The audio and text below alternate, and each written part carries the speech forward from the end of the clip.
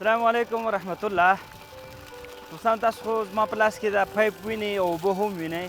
دا هغه سپیره خړه دښته وه چې د ورځې به پکې انسان ویرېده، خو اوس لله الحمد په دې دښته کې زموږ او ستاسو په هڅه او کوشش باندې اوبه هم را پیدا شوې. تقریبا تاسو ووینئ نیالګي هم هغه دی زرغون شوي دي. انار به هلته نږدې درته وښیم چې انار دومره انار نیول شوي دي. الحمدلله دې وطن لپاره به انشاءالله چې تر څو زموږ په وس او توان کې سي دا به کوو. نه تنها دا زموږ مسؤلیت دی، موږ ستاسو ټول مسؤلیت دی. دا خړې دښتې به انشاءالله دا به زرغونوو. دې لپاره به ملا تړو، دې لپاره به مټې را بډ وهو تر څو پورې دا وطن لپاره یو څه وکړو، تر څو پورې وطن مو د سیالانو سره سیال شي. انار به هم ګورو. دا هغه ځمکه ده چې قمر بنسټ اخیستې ده په لغمان کې، او انشاءالله په نورو ولایتو کې به هم داسې دښتې موږ آبادوو.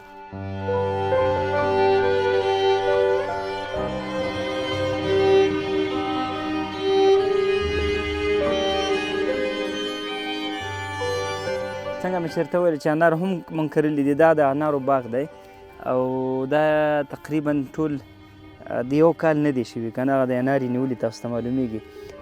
دا به ترې وش کوم چې څنګه انار دی. هو ماشاءالله دا څومره خوږ دی. دا دی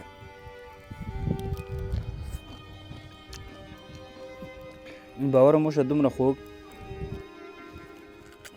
ماشاءالله. دا وګورئ دا د انار هم دا تقریبا یو بوټي پکې نیولي دي، خو اکثره داسې و چې اوبو لږ زره سختي وه، او اوس لله الحمد هغه د اوبو هم پیدا شوې. نور به هم کوشش کوو له خیره چې دې ته اوبو سیټ اپ داسې وکړو چې دغه کومې برمې چې دي دا ونه وهو. اوس د ضرورت په اساس باندې چون دا بوټي وچېدل، نو هغه مخامخ غر چې تاسو ته ښکاري هلته اوبه شته دي. نو انشاءالله که چېرته دولت همکاري وکړي هغې ځای نه اوبه دې خو راوړو. دا څومره دښتې چې تاسو ته ښکاري دا به پرې زرغونې شي، او بیا به ډېر غټ کار انشاءالله وشي دې ملک او دې وطن ته. زموږ همدا امید او ارزو ده چې تر څو پورې وطن مو په پښو ودرېږي، که هغه له هر لحاظه دا دلته دومره اضافه شي چې هغه چې کوم زموږ نه پاتې کېږي هغه نورو ملکو ته ولېږو. دا به مې غټ ارمان وي. درته وایم دومره خواږه دي شاکره. دا تا ته څه در کوم ته دا وخوره. ها دا ته وخوره، دا تا ته پته لګي. خواږه دي که نه؟ بس د یو سوکاله زرغون افغانستان په هیله په الله مو سپارم.